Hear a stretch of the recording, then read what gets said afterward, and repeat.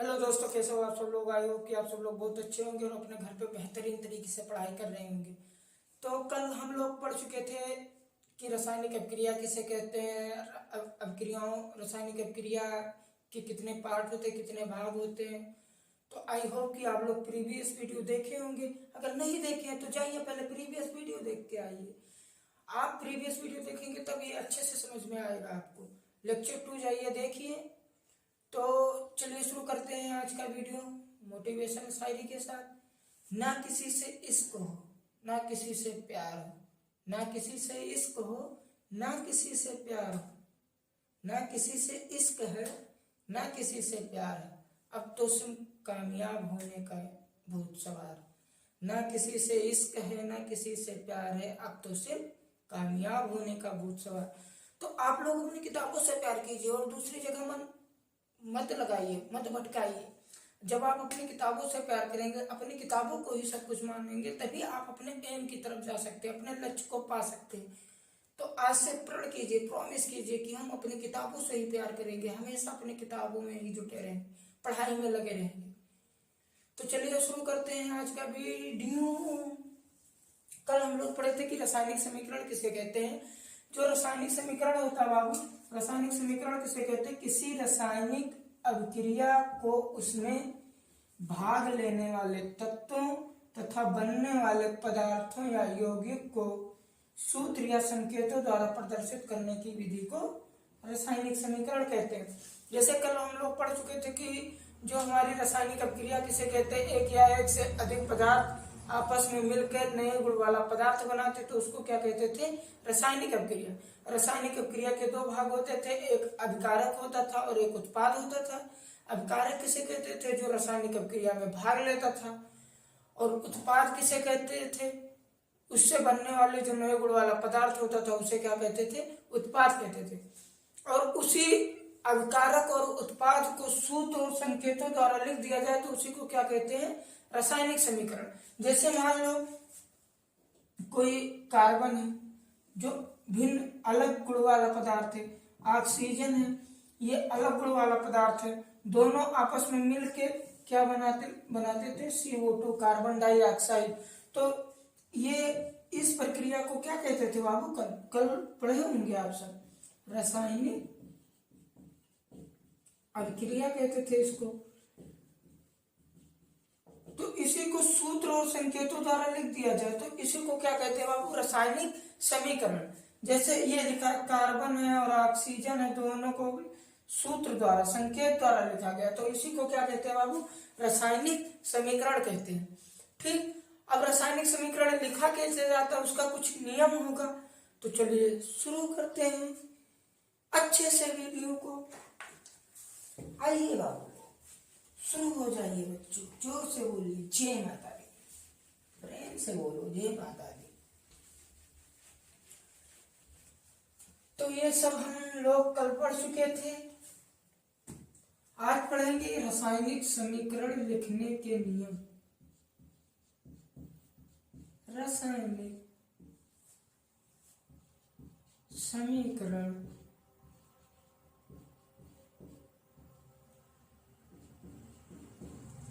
लिखने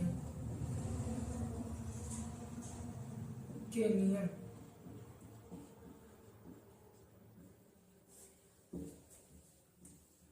हम बताएं कि रासायनिक समीकरण किसे कहते हैं भैया, किसी भी पदार्थ के या किसी भी अभिकारक और उत्पाद जो दोनों बनता है उसको किसी सूत्र या संकेत के द्वारा लिख दिया जाए तो उसी को क्या कहते हैं, रासायनिक समीकरण।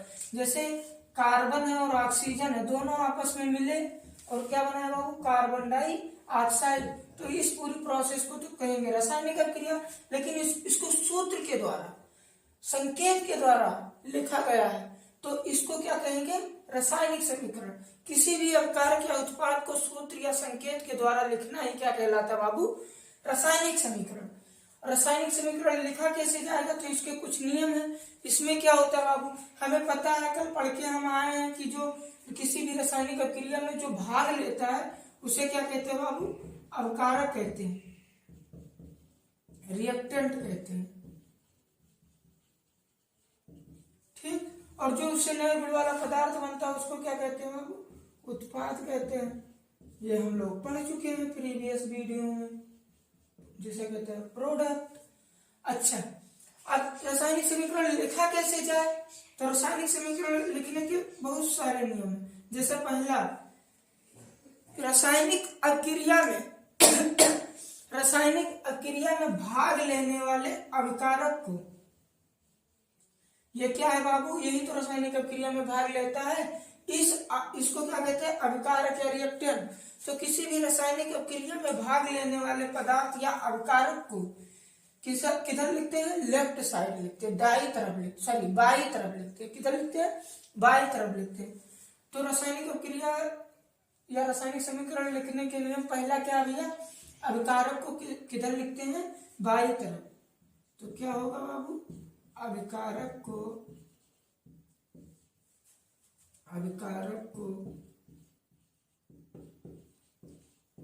बाई तरफ लिखा जाता है या बाई तरफ लिखते हैं।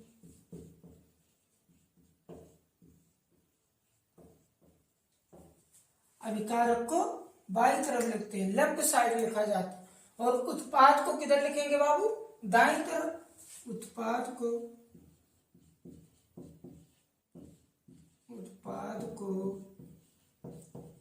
प्रोडक्ट को किधर लिखते हैं? दाईं तरफ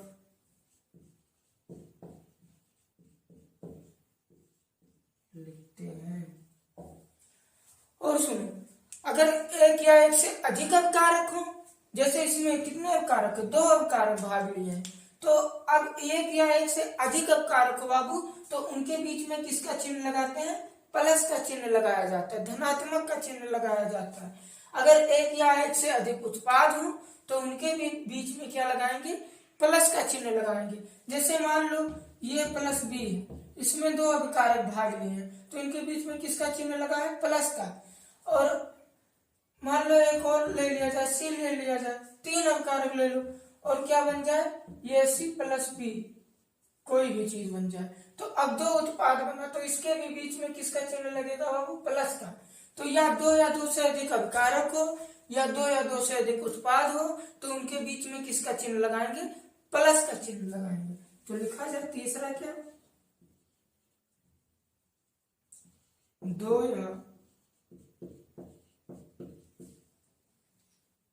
या 2 से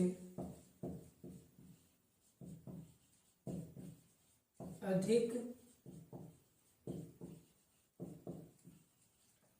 अभिकारक या उत्पाद के बीच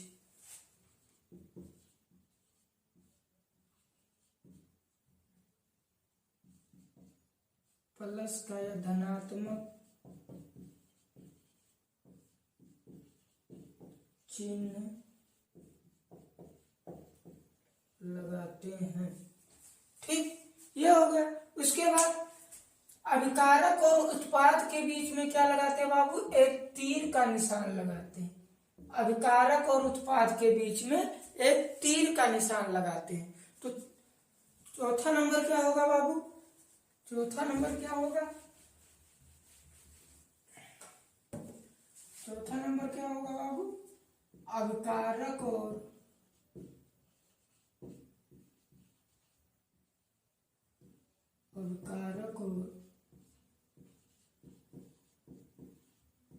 उत्पाद के बीच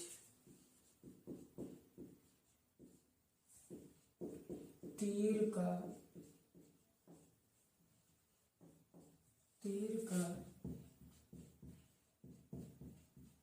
निशान लगाते हैं।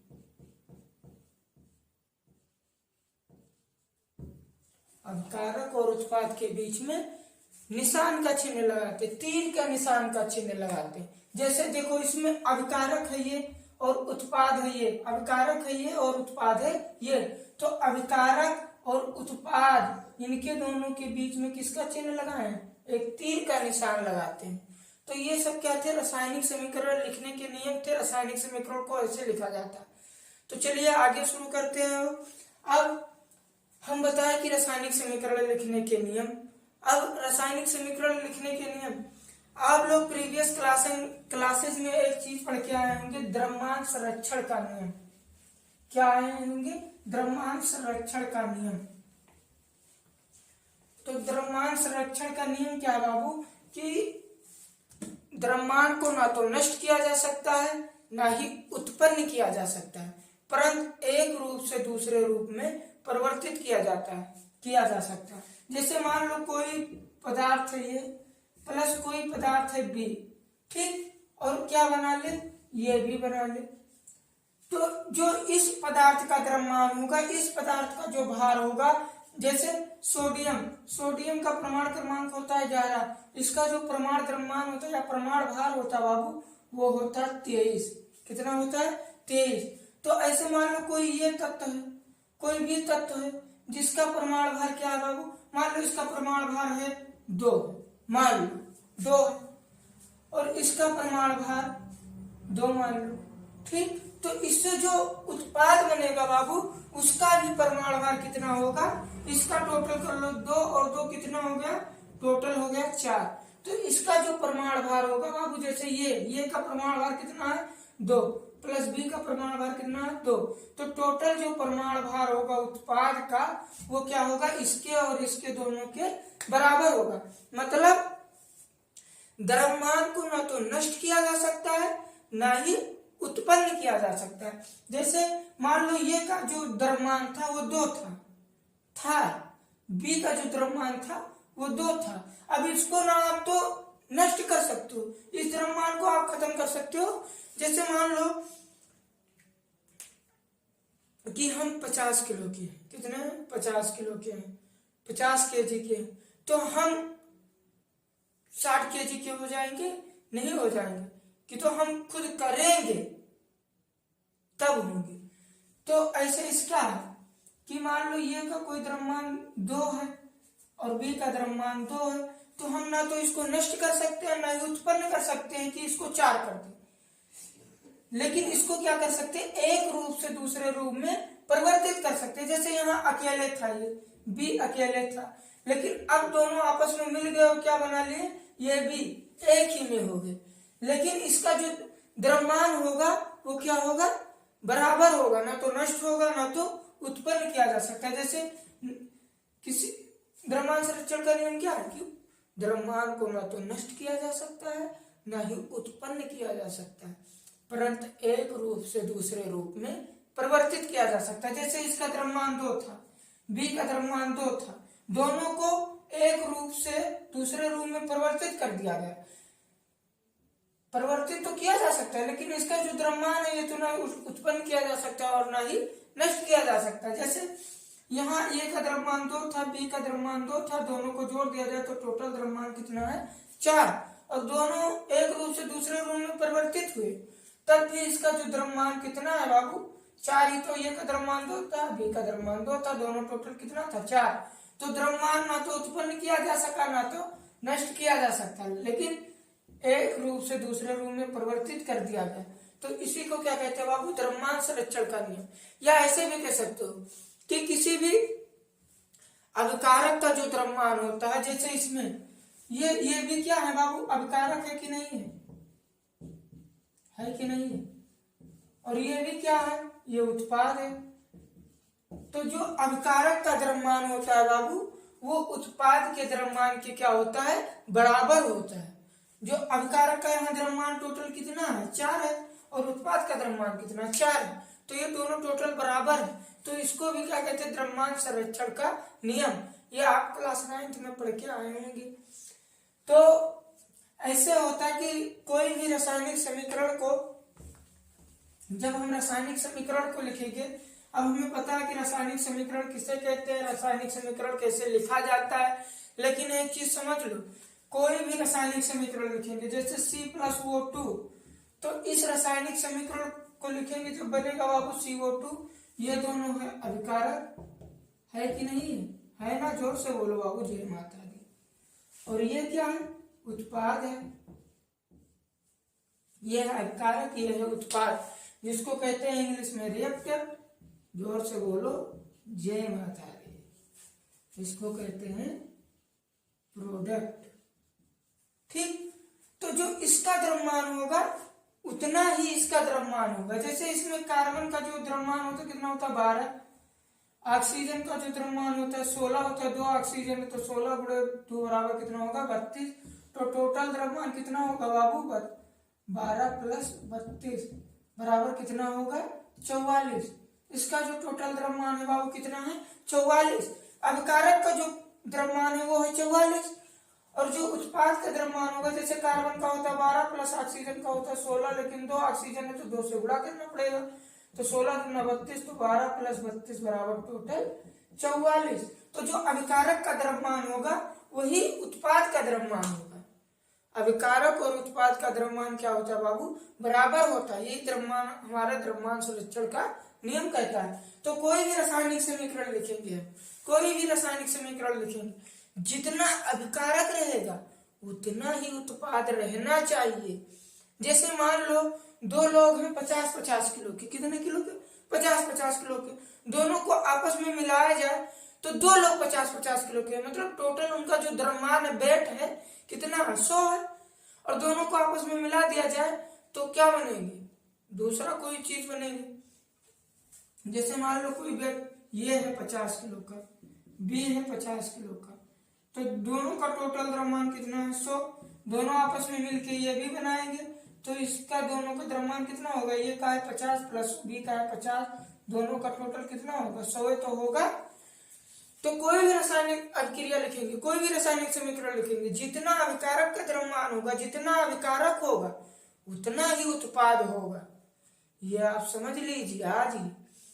अगर नहीं होगा तो हम रासायनिक समीकरण को क्या करेंगे संतुलित करेंगे, बराबर करेंगे दोनों को। अब मान लो आप 50-50 किलो के 2 लोगों को मिलाए तो 120 किलो के बन जाएंगे बाबू, संभव है ये बन सकते हैं नहीं ना, जितना होंगे उतना ही तो बनेंगे। तो अगर नहीं, अगर ज्यादा बन गए तो हम दोनों को क्या करेंगे बराबर करके, जो 50-50 किलो खोई है उनका और खवाए पिया सेब अंगूर खवाए पिया का और मोट करा जाए, दोनों का 120 किलो करा जाए। मतलब दोनों को क्या करेंगे रासायनिक समीकरण को हम क्या करेंगे संतुलित करेंगे। अगर बराबर नहीं है तो उसको बैलेंस करेंगे, संतुलित करेंगे। तो चलिए देखते हैं कि रासायनिक समीकरण को संतुलित कैसे किया जाता है। आइए शुरू करते हैं बच्चों, रासायनिक समीकरण को संतुलित करना। जोर से बोलो जी माता दी। तो हेडिंग डालिए रासायनिक समीकरण को संतुलित करना। रासायनिक समीकरण को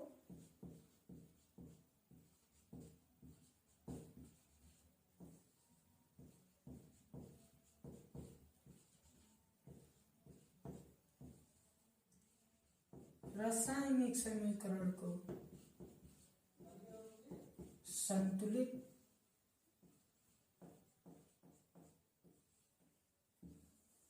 करना। रासायनिक समीकरण को संतुलित क्यों करते हैं, क्योंकि बाबू जो अभिकारक का द्रव्यमान होगा उतना ही उत्पाद का द्रव्यमान होना ही होना चाहिए। मान लो आप 50-50 किलो के 2 लोगों को मिलाए जिनका द्रव्यमान 50-50 केजी था, तो दोनों आपस में मिलेंगे तो 100 केजी का ही तो बनाएंगे कि नहीं बनाएंगे। अगर उससे ज्यादा बना दिए तो हम रासायनिक समीकरण को क्या करेंगे बाबू, दोनों को संतुलित करना ही करना पड़ेगा। तो रासायनिक समीकरण को कैसे संतुलित करते हैं बाबू, बहुत आसानी से, बहुत आसान तरीके से हम लोग सीखेंगे रासायनिक समीकरण को संतुलित करना। जैसे मान लो H2 है कोई चीज, हाइड्रोजन है, हाइड्रोजन गैस और ऑक्सीजन गैस, दोनों आपस में मिलके ये दोनों क्या है बाबू अभिकारक है, क्या है अभिकारक है।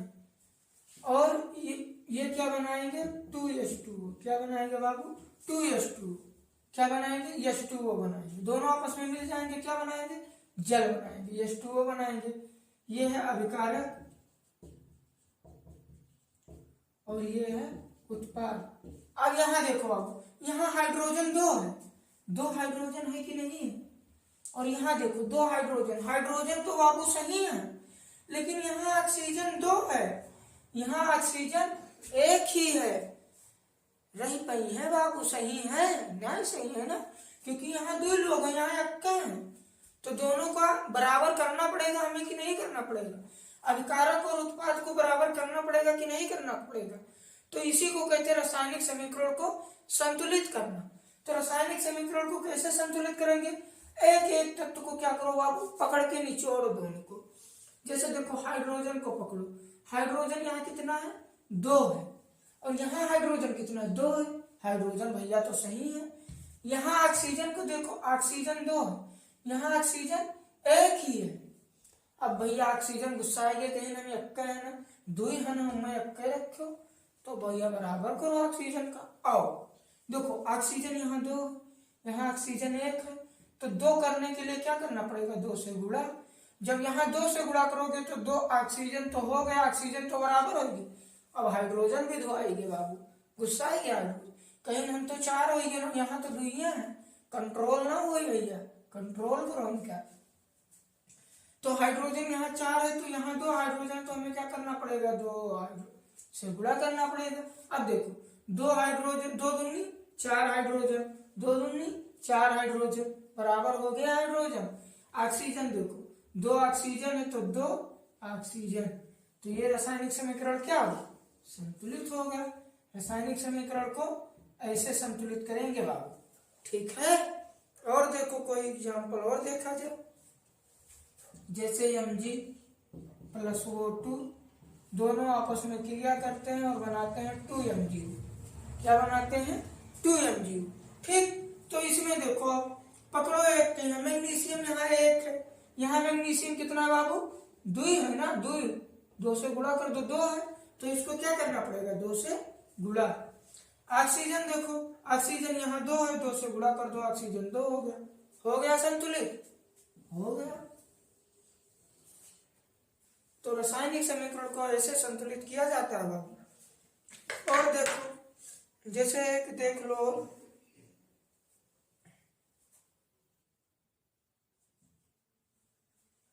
एक और देख लो बाबू,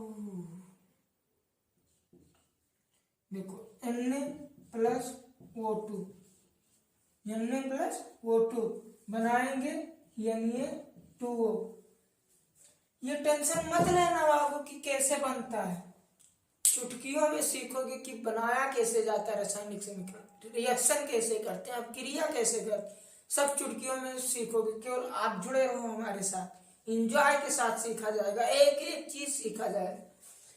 तो देखो इसको कैसे संतुलित करेंगे, यहाँ सोडियम 1 है, यहाँ सोडियम कितना बाबू 2 है, तो बराबर है सोडियम नहीं है ना, तो सोडियम को करो संतुलित, यहाँ 2 है तो यहाँ 2 से गुणा कर दो। यहाँ देखो ऑक्सीजन 2 है, यहाँ ऑक्सीजन 1 ही है, तो यहाँ क्या करना पड़ेगा 2 से गुणा।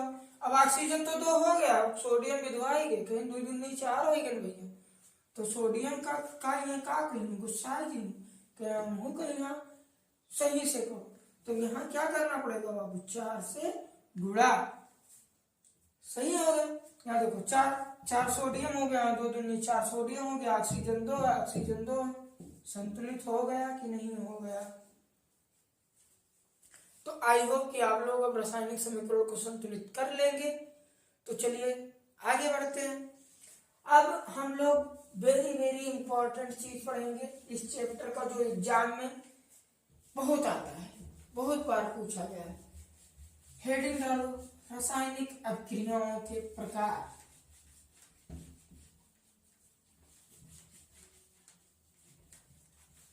रासायनिक अभिक्रियाओं के प्रकार,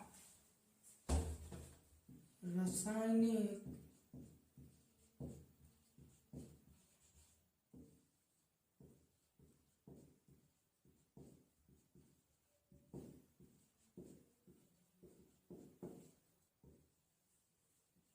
अभिक्रियाओं के प्रकार। रासायनिक अभिक्रियाओं के प्रकार, टाइप्स ऑफ रिएक्शन। रासायनिक अभिक्रिया कितने प्रकार के होते हैं, तो रासायनिक अभिक्रिया निम्नलिखित प्रकार के होते हैं बाबू। रासायनिक अभिक्रिया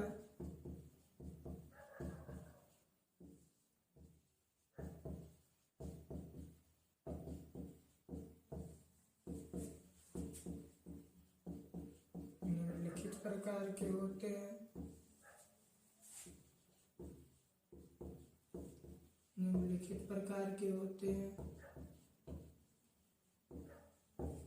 पहला संयोजन क्रिया,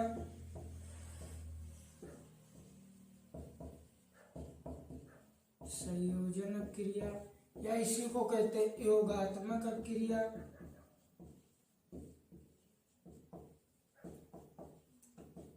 योगात्मक क्रिया जिसको इंग्लिश में कहते हैं कॉम्बिनेशन रिएक्शन, कॉम्बिनेशन रिएक्शन या एडिशन रिएक्शन।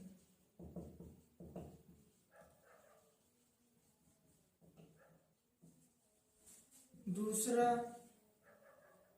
वियोजन क्रिया,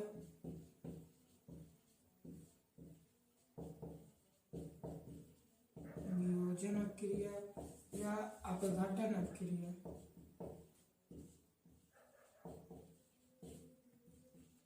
अपघटन क्रिया। तीसरा है विस्थापन क्रिया,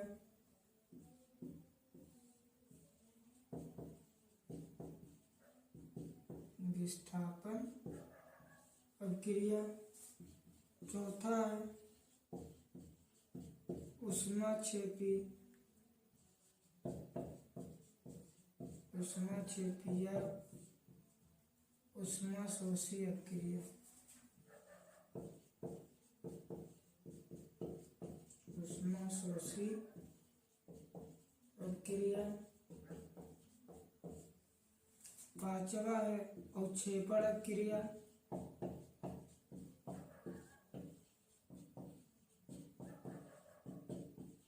अवक्षेपण क्रिया। छठवा है ऑक्सीकरण तथा अपचयन क्रिया।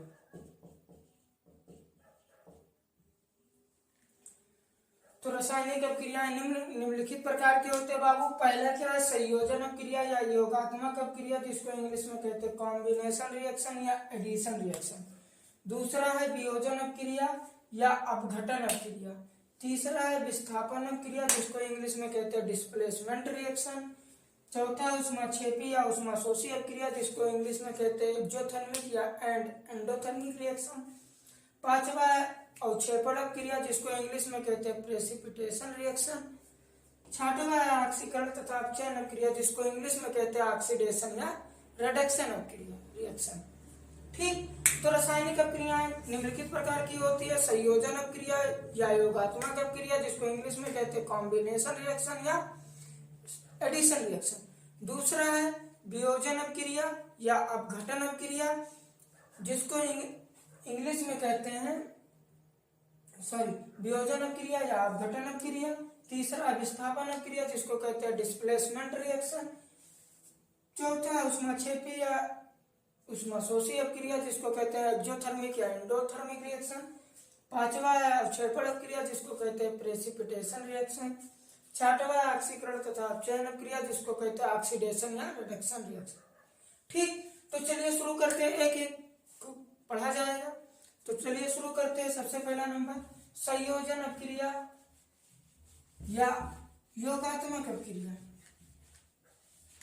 संयोजन अपक्रिया या योगात्मक अपक्रिया जिसको इंग्लिश में कहते हैं कॉम्बिनेशन रिएक्शन या एडिशन रिएक्शन। जिसको इंग्लिश में क्या कहते हैं कॉम्बिनेशन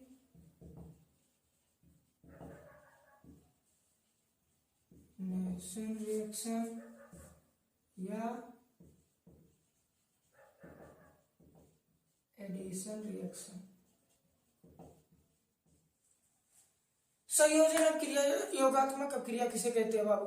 संयोजन मतलब क्या होता है? जुड़ना, मिलना। हमें पता है कि रासायनिक अपक्रिया कैसे होते हैं, उसमें दो चीज होता है, एक अभिकारक जो रासायनिक अपक्रिया में भाग लेंगे और एक नए गुण वाला जो पदार्थ बनेगा उसको उत्पाद कहेंगे। तो संयोजन अपक्रिया किसे कहते हैं बाबू? संयोग करना या योगात्मक योग करना, मिलना, जुड़ना आपस में। जब दो या दो से अधिक अभिकारक या जब दो या दो से अधिक पदार्थ आपस में सहयोग करके, आपस में मिल के, आपस में जुड़ के एकल उत्पाद का निर्माण करे, केवल एक ही उत्पाद बनाए, तो उसे कौन सी क्रिया कहेंगे? संयोजन क्रिया कहेंगे। जैसे मान लो ये है कोई पदार्थ प्लस बी, एक या एक से अधिक पदार्थ आपस में मिल के, आपस में सहयोग करके केवल एकल उत्पाद बनाए, केवल एक ही उत्पाद का निर्माण करे, तो उसे क्या कहेंगे बाबू? संयोजन क्रिया। संयोग करना, मिलना। जैसे फॉर एग्जाम्पल बहुत अच्छा, मान लो मम्मी है प्लस पापा है, दोनों आपस में मिल जाए, आपस में फ्यूज कर ले, आपस में मिल जाए और एक नए प्रोडक्ट उत्पन्न करें। करेंगे कि नहीं भैया?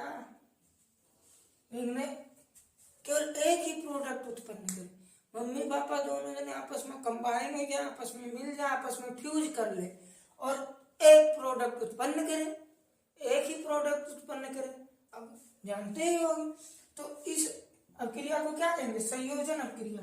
ऐसे जब कोई अभिकारक, दो या दो से अधिक अभिकारक आपस में सहयोग करके, आपस में मिलके एकल उत्पाद का निर्माण करते हैं, तो उसे क्या कहते हैं भैया?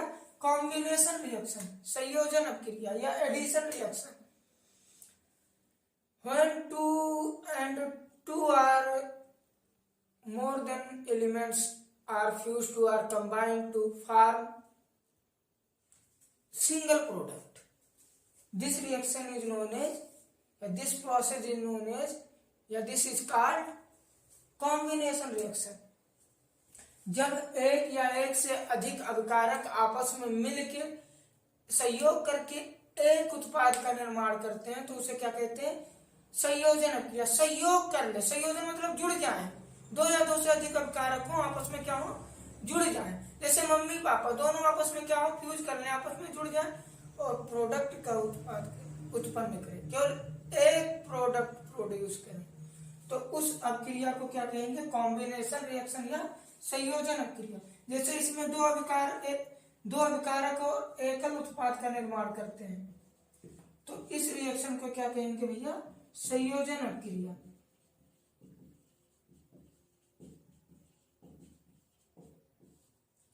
संयोजन क्रिया। तो चलो लिखते हैं इसको अच्छे से।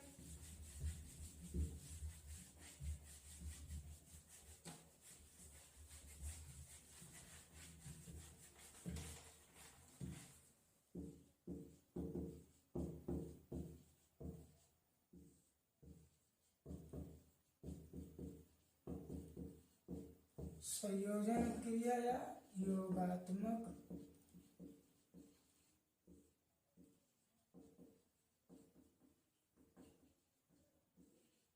क्रिया, जिसको इंग्लिश में कहते हैं कॉम्बिनेशन रिएक्शन या एडिशन रिएक्शन। कॉम्बिनेशन रिएक्शन किसे कहते हैं बाबू? जब दो या दो से अधिक पदार्थ आपस में सहयोग करके एकल उत्पाद बनाते हैं,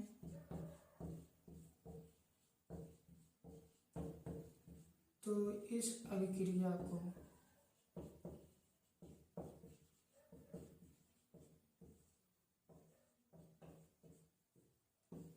संयोजन या योगात्मक अभिक्रिया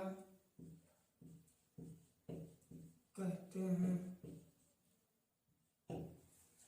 जैसे मैग्नीशियम है बाबू। मैग्नीशियम की जब ऑक्सीजन से क्रिया करा दी जाती है तो क्या बनता है? Magnesium oxide. क्या बनता है बाबू? Magnesium oxide. एक चीज समझ लो, हमेशा रिएक्शन कैसे होता है बाबू? आप लोग पढ़ के आए होंगे पिछले क्लास में कि जो प्लस होता है और माइनस होता है, अगर अपोजिट चार्ज है तो एक दूसरे को क्या करेंगे, अट्रैक्ट करेंगे, खींचेंगे अपनी तरफ। और अगर सेम चार्ज है तो एक दूसरे को रिपेल करेंगे, अपने से दूर भगाएंगे, प्रतिकर्षित करेंगे। ये आप लोग पढ़ के आएंगे, अगर नहीं पढ़े हैं तो हम वीडियो बना चुके हैं इसका, आप लोग जाइए और देखिए वीडियो को, बहुत अच्छे से समझाए, पूरे एंजॉय के साथ समझाए, इतना अच्छा एग्जाम्पल दिए। ठीक, तो ये एक दूसरे को क्या करते हैं, अट्रैक्ट करते हैं। एक बात समझ लो, हमेशा जो पॉजिटिव होगा वो निगेटिव की तरफ जाएगा, हमेशा पॉजिटिव निगेटिव के साथ जुड़ेगा, क्योंकि जो अपोजिट चार्ज होता है एक दूसरे को अपनी तरफ क्या करते हैं, खींचते हैं, अपने में खींच लेते हैं। तो हमेशा पॉजिटिव वाला किसके पास जाएगा, निगेटिव के पास जाएगा, और निगेटिव वाला पॉजिटिव के पास जाएगा। आप पिछले कक्षा में ये भी पढ़ के आए होंगे कि कोई भी तत्व होता है वो क्या चाहता है कि मेरा अष्टक कंप्लीट रहे, मतलब मेरे अंतिम कोश में 8 इलेक्ट्रॉन रहे। अगर अंतिम कोश में 8 इलेक्ट्रॉन नहीं रहेगा तो वो क्या करेगा, या तो इलेक्ट्रॉन का त्याग करेगा या तो इलेक्ट्रॉन को ग्रहण करेगा। जैसे मान लो सोडियम का जो परमाणु क्रमांक होता है 11, पहले कोश में 2 इलेक्ट्रॉन होता है, दूसरे कोश में 8 इलेक्ट्रॉन होता है, तीसरे कोश में 1 इलेक्ट्रॉन होता है। अब सोडियम का अंतिम कोश अपूर्ण है, ये चाहे कोई भी तत्व चाहता है कि हमारे अंतिम कोश में 8 इलेक्ट्रॉन रहे, लेकिन सोडियम के अंतिम कोश में कितना इलेक्ट्रॉन है, 1 इलेक्ट्रॉन, अष्टक कंप्लीट नहीं है। तो बेचारा गुस्सा, कमजोर, वैसे कोई पाओ तो कोई सताओ, क्योंकि कमजोर आदमी को तो सब सताता है। ये चाहता था कि मेरा 8 इलेक्ट्रॉन हो जाए तो हम स्ट्रांग हुई है, लेकिन 8 इलेक्ट्रॉन बेचारे पास है ये ना। तो अब ये क्या करेगा, ये सोचेगा कि मैं 1 इलेक्ट्रॉन को त्याग दूं। अगर ये 1 इलेक्ट्रॉन को त्याग दे बाबू तो इसका अष्टक कंप्लीट हो जाएगा कि नहीं हो जाएगा। तो सोडियम क्या करेगा कि कहेगा कि मैं 1 इलेक्ट्रॉन त्याग दूं। अब ये 1 इलेक्ट्रॉन त्याग देगा, मतलब अच्छा, कोई दान कब करेगा बाबू, जब वो धनी होगा। तो ऐसे सोडियम 1 इलेक्ट्रॉन का क्या है, धनी है। तो मतलब ये +1 का क्या है, 1 रुपए का धनी है, मतलब धन मतलब प्लस। तो ये 1 इलेक्ट्रॉन को मतलब त्याग देगा, मतलब 1 रुपए का ये धनी है। जब ये 1 इलेक्ट्रॉन को त्यागेगा तो इस पे +1 क्या आ जाएगा, चार्ज आ जाएगा। तो ये सब आप लोग पढ़ के आएंगे क्लास 9th में। तो ये सब बहुत इंपॉर्टेंट चीज है, इसी से आपको रिएक्शन करना है बाबू, खेलोगे रिएक्शन, ये जानते हो। अब नहीं जानते होंगे तो हम तो है ही। तो संयोजन अभिक्रिया किसे कहते हैं, जैसे मैग्नीशियम है बाबू। अब देखो मैग्नीशियम का हमें पता है परमाणु क्रमांक होता है 12, 2, 8, 2, यही तो होता है। अंतिम कोश में अष्टक कंप्लीट नहीं है, तो ये क्या चाहेगा कि मैं 2 इलेक्ट्रॉन को त्याग दूं, और ये 2 रुपए का धनी है, 2 इलेक्ट्रॉन को त्यागेगा तो मैग्नीशियम पे क्या आ जाएगा, +2 चार्ज आ जाएगा। तो मैग्नीशियम पे कौन सा चार्ज हो जाएगा, +2। ऑक्सीजन पे -2 होता है। अच्छा, अब प्लस माइनस आपस में तो जुड़ेंगे, क्योंकि प्लस माइनस होंगे तो सेम क्या होंगे, अट्रैक्शन होगा, आपस में दोनों जुड़ेंगे और क्या बनाएंगे, MgO। अब देखो इसको संतुलित करो, यहाँ देखो ऑक्सीजन 2 है, यहाँ ऑक्सीजन कितना बाबू, 1 ही है, तो यहाँ 2 से क्या करना पड़ेगा, गुणा। अब देखो यहाँ मैग्नीशियम 2 हो गया, सॉरी हाँ मैग्नीशियम यहाँ 2 हो गया, तो मैग्नीशियम को यहाँ भी क्या करना पड़ेगा, 2। अच्छा, इसमें देखो 2 अभिकारक है और एकल उत्पाद का निर्माण करते हैं, तो ये जो अभिक्रिया होगी कौन सी अभिक्रिया होगी, संयोजन अभिक्रिया।